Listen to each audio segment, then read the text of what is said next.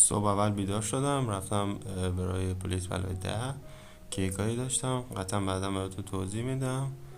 و اینجا هم دارم برمیگردم سمت خونه، بسیار له و خسته. معمولا پلیس بلای 10 همیشه خیلی شلوغه، بخاطر این کار آدم طول میکشه معمولا اونجا. و اینجا قیافه منو میبینید خسته، یه لبخند مهوش بلا براتون میزنم. اینجا بعدش اومدن طرف ظهر بود تقریبا و کلاس زبان داشتم.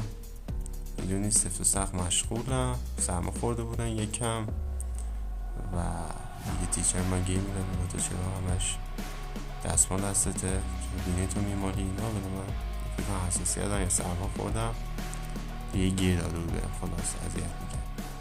از اینجا رفتم بیرون، یکم هم حال هوام هم هست، چه همین که برم به گربم سر بزنم که خونه